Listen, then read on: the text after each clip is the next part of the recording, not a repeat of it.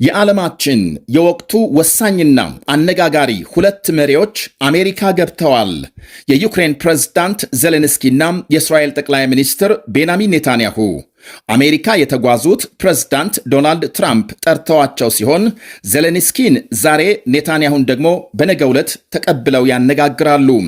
በተመሳሳይ ስፍራም ፍሎሪዳ በሚገኘው መኖሪያ ቤታቸው ዜሌንስኪን በተሻሻለው የአሜሪካ የሰላም ዕቅድ ላይ ኔታንያሁን በጋዛም የተኩስ አቁም አፈጻጸምና ሁለተኛውን ምዕራፍ የተኩስ አቁም አተገባበር በተመለከተ ያናግራሉ ተብሎ ይጠበቃል።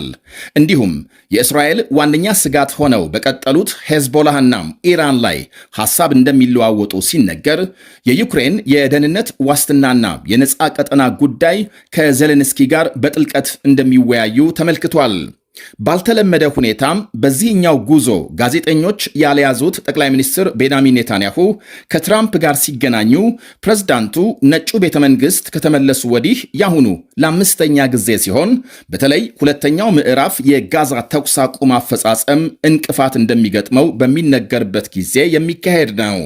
ሐማስ ዓለም አቀፍ ሰላም አስከባሪ ኃይል በጋዛ እንደሚሰማራ የሚጠቅሰውን የሰላም ዕቅዱን ነጥብ እንደማይቀበልና በሌላ በኩል እስራኤል ተኩስ አቁሙን በመጣስ በጋዛ ጥቃት እየፈጸመች ነው በሚል ትጥቅ እንደማይፈታ ማስጠንቀቁ ይታወሳል። ከዚህ ውዝግብ በመነሳት እስራኤልና ሐማስ የሰላም ዕቅዱን ሁለተኛ ምዕራፍ በይፋም አልፈረሙም። ትራምፕና ኔታንያሁ በሌላ በኩል እስራኤል ለሶማሌላንድ የሰጠችውን ዕውቅና በተመለከተም ውይይት እንደሚያደርጉ ሲጠበቅ የዓለም አቀፍ ውግዘት መጠናከር የመካከለኛውን ምስራቅ ፍጥጫም ወደ አፍሪካ ቀንድ መውሰዱ በሚኖረው ተጽዕኖ ላይ ትራምፕ ሐሳባቸውን ይሰጣሉ ተብሎ ይጠበቃል። ከዜሌንስኪ ጋር በሚያደርጉት ንግግር የሩሲያ ጥቃት ተጠናክሮ መቀጠል እንዲያም ሲል ከአውሮፓ መሪዎች ጋር ተማክረው የቀየሱት ማሻሻያም ዋነኛ አጀንዳ መሆኑ ታውቋል። ከምስራቅ ዩክሬን ሁለቱም ተፋላሚ ወገኖች ለቀው በሚወጡበት መሬት ነፃ ወታደራዊና የኢኮኖሚ ቀጠና እንዲመሰረት ይጠይቃል አንደኛው የዜሌንስኪ ማሻሻያ ሐሳብ። በሌላ በኩል ዩክሬን ከአሜሪካም ከአውሮፓና ከኔቶ የጋራ አስተማማኝ የደህንነት ዋስትና እንዲሰጣት ጦር ኃይሏንም ወደ 800,000 ሰራዊት በማሳደግ እንድታጠናክር ትፈልጋለች። ሩሲያም እስካሁን በተሻሻለው በዚህ የዩክሬን ሐሳብ ላይ ቁርጥ ያለ መልስ ባትሰጥም ከትራምፕ ጋር ንግግር እያደረጉ መሆናቸውን የሞስኮ ባለሥልጣናት ገልጸዋል። የመንግስታቱ ድርጅት ጸጥታው ጥበቃ ምክር ቤት በእስራኤል የሶማሌላንድ ዕውቅና ላይ አስቸኳይ ስብሰባ መጥራቱ ተነገረ። ይኸው የእስራኤል ዕውቅና የፈጠረው ግለት፣ ውግዘትና ውዝግብ ተባብሶ ሲቀጥል በተለይ በአፍሪካ ቀንድ ጥቅም ያላቸው ኃይሎች ክፉኛ መናደዳቸው ይነገራል።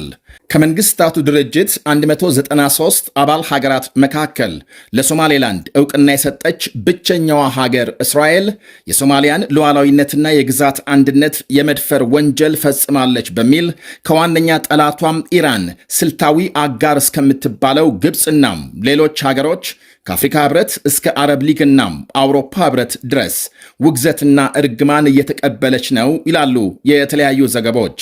በነገው ዕለት የምክር ቤቱ ስብሰባም ትችትና ውግዘቱ ይቀጥላል ተብሎ ይጠበቃል። በተባበሩት መንግስታት የእስራኤል አምባሳደር ዳኒ ዳነን ሀገራቸው በኃላፊነት መንፈስ እንደምትንቀሳቀስና ለቀጠናዊ መረጋጋት አስተዋጽኦ ከሚያደርጉ አጋሮቿ ጋር መተባበሯን ትቀጥላለች ብለዋል። የአውሮፓ ህብረት የፌዴራል ሪፐብሊክ ሶማሊያን ሉዓላዊነት ማክበር ለመላው አፍሪካ ቀንድ መረጋጋት ወሳኝ መሆኑን ገልጧል። ዛሬ ባወጣው መግለጫ ሶማሊያና ሶማሌላንድ በመካከላቸው ያለውን ስር የሰደደ ልዩነት በንግግር እንዲፈቱ የአውሮፓ ህብረት ያበረታታል ብሏል። የሶማሌላንድ ስልታዊ አቀማመጥ ለኤደን ባህረ ሰላጤ ግንባር እንዲያም ሲል የጅቡቲ ጎረቤት መሆኗ በሃያላኑ አሰላለፍ በልዩ አይን እንደምትታይ ወይም ደግሞ እንድትታይ አድርጓታል። ቀፎ እንደተነካ ንብ ከተለያየ አቅጣጫ ጩኸት መብዛቱም ለዚህ ነው ይላሉ ታዛቢዎች። እስራኤል በሶማሌላንድ ጦር ሰፈር ከገነባች ደግሞ በተለይ የመንና ሌሎች ስልታዊ ጠላቶቿን በቀላሉ ለመቆጣጠርና ለመምታት ያስችላታል ሲሉም ያክላሉ። በሌላ በኩል ከጋዛ ፍልስጤማውያንን ሶማሌላንድ ለማስፈር አቅዳለች በማለት ዮርዳኖስ፣ ሳውዲ አረቢያ፣ ቱርክ፣ ግብፅና ኢራን ተቃውሞ አሰምተዋል። ራሳቸው ለእስራኤል ዕውቅና ያልሰጡ ኢራንና ሳውዲ አረቢያን የመሳሰሉ ሀገሮች እንደ ሀገር ዕውቅና የነፈጓትን ሀገር ሲያወግዙ መስማት ያስደንቃል የሚሉም አሉ። አልጄሪያም፣ ጅቡቲ፣ ኢራን፣ ኩዌት፣ ሊባኖስ፣ ሶሪያ፣ ቱኒዚያና የመንን ጨምሮ ከ26 በላይ የተባበሩት መንግስታት አባል ሀገሮች ለእስራኤል በይፋ ዕውቅና አልሰጡም።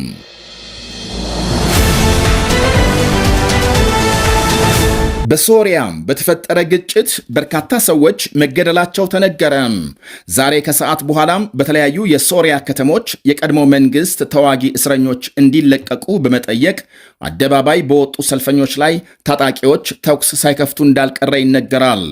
የሶሪያ ባለስልጣናት በሰልፈኞች ላይ ተኩስ መከፈቱን ባያረጋግጡም የቀድሞ ፕሬዝዳንት ባሽር አልአሳድ መንግስት ቅሪቶች ያሏቸው ታጣቂዎች በጸጥታ ኃይሎች ላይ ጥቃት መፈጸማቸውን አመልክተዋል። ሌሎች ዘገቦች ደግሞ በሰልፈኞች መካከል በተፈጠረ ግጭት ማንነታቸው ያልታወቀ ሰዎች የእጅ ቦምብ መወርወራቸውንና የጸጥታ ኃይሎች ግጭቱን ለማስቆም ወደ ሰማይ እየተኮሱ እንደነበር ገልጸዋል። በግጭቱ ከተገደሉት መካከል የጸጥታ አባላት ይገኙበታል የተባለው በሺዎች የሚቆጠሩ አናሳ የሺያ ማህበረሰብ አላዋይቶች የመብት መከበር ጥያቄዎች በማንሳት ሰልፍ መውጣታቸው ሲነገር ደም መፋሰሱን ለማቆም የፌዴራሊዝም ስርዓት እንዲዘረጋ ሲጠይቁ አላዋይት በመሆናችን ብቻም እየተገደልን ነው፣ የእኛም ሆነ አጠቃላይ የሶሪያ ደም ርካሽ አይደለም የሚል መፈክር አሰምተዋል። ልክ እንደና አሜሪካም ጀርመንና እንደ ሌሎች ሀገሮች ፌዴራሊዝም እንዲዘረጋም እንፈልጋለን ብለዋል። ከሶሪያ ሌላ በቱርክና በሊባኖስ የሚኖሩት አላዋይቶች በውጭ ያሉ መሪያቸውን የሼክ ጋዛሃልን ፎቶግራፍ ይዘው በታዩበት በዚህ ሰልፍ በእስር ላይ የሚገኙ ወንድሞቻቸው እንዲለቀቁ ጠይቀዋል። ባለፈው መጋቢት በተነሳ ብጥብጥ አብዛኞቹ የአላዋይት አባላት የሚገኙበት በመቶዎች የሚቆጠሩ ሰዎች መገደላቸው ይታወሳል። የአልአሳድ ታማኞች በጸጥታ ኃይሎች ላይ ጥቃት መፈጸማቸውን ተከትሎ የቀድሞ ፕሬዝዳንት ባሽር አልአሳድ ከስልጣን ተገፍትረው ከወረዱ በኋላም ሸሽተው ሩሲያ መግባታቸው ይታወሳል።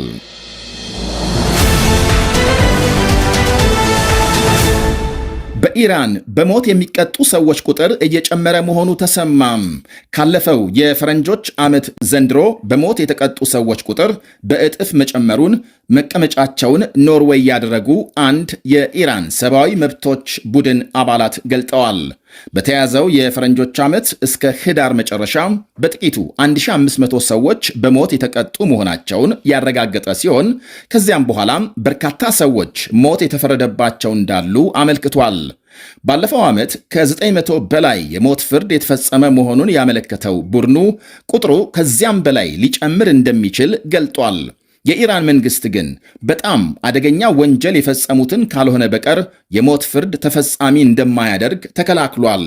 ይህ በእንዲህ እንዳለ ኢራን የአየር ንብረትናም ሌሎች አደጋዎችን የሚቆጣጠሩ 3 ሳተላይቶች ወደ ጠፈር አምጥቃለች። ዛሬ ቴሄራን ሳተላይቶቹን የሩሲያን ማስወንጨፊያ በመጠቀም ነው ወደ ጠፈር የላከችው ተብሏል። ኢራን የሩሲያን ሮኬት በመጠቀም ሳተላይት ስትልክ ያሁኑ ለ7ኛ ጊዜ መሆኑን ዘገቦች አመልክተዋል። በሞስኮ የኢራን አምባሳደር ለሀገራቸው የጠፈር ፕሮግራም ትልቅ እርምጃ ነው ብለዋል። ወደ ጠፈር የተላኩት 2ቱ ሳተላይቶች የመንግስት፣ ቀሪው ከግል ዘርፍ መሆኑ ተመልክቷል።